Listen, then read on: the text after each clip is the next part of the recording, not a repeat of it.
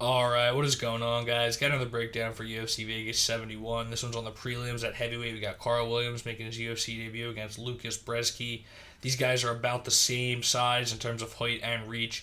They're both a little bit undersized for heavyweight, though Brzeski has racked up more fights in the weight class. Williams has mostly been a 205er, so I guess I'll start with him.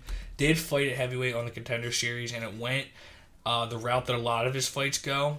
He's just been winning with wrestling control, not a ton of offense on the ground or ground and pound, and not much, if any, sub threat. But he has been just racking up takedowns, racking up top control, and staying on his opponent in the clinch. Just keeps his hand locked and has just been a blanket more or less. But he did get into MMA a little bit later in life. He was a football player first. I know he played college D1, they were saying, but I don't know where he played. Doesn't really matter. Just the point is that he got into it a little bit later. So he turned pro in 2021, and he's bounced around between a bunch of different promotions.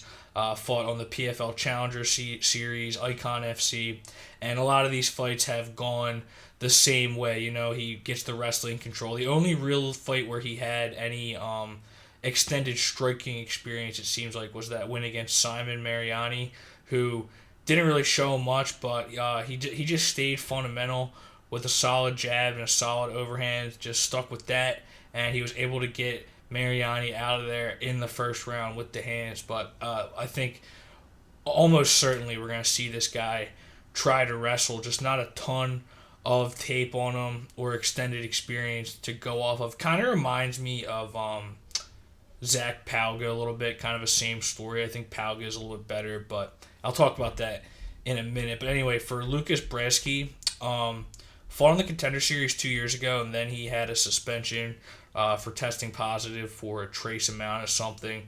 It was a third round rear naked choke after he pushed the pace on him. Was clearly winning rounds 1 and 2 on the feet, I thought.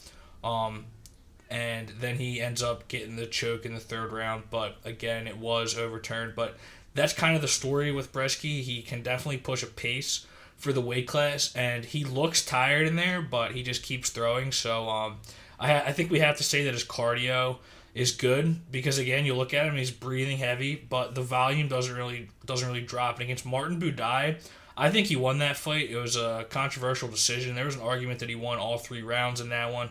Doubled him up on significant strikes. Though Buday is built like a heavyweight, you know, he comes in at the heavyweight limit, and he would land the more impactful shots when they would trade, but he was unable to really control them against the fence or anything like that. And again, I think that Brzeski outworked him and got robbed in that one. He's not the most active fighter. Kind of fights like once or twice a year, and most of his fights have come in Poland, but he has fought some high-level competition and came into that Buday fight with an undefeated record. The only thing is you know, he is pretty well-rounded. He will work in his own offensive wrestling.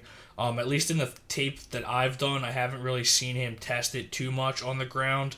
I mean, like I have, but not against a guy who's going to be in there just looking to wrestle almost exclusively, which I think we're going to get in Karl Williams. But even if he doesn't, that would be good if you're a Brzeski better, because I think that Brzeski has the clear advantage on the feet.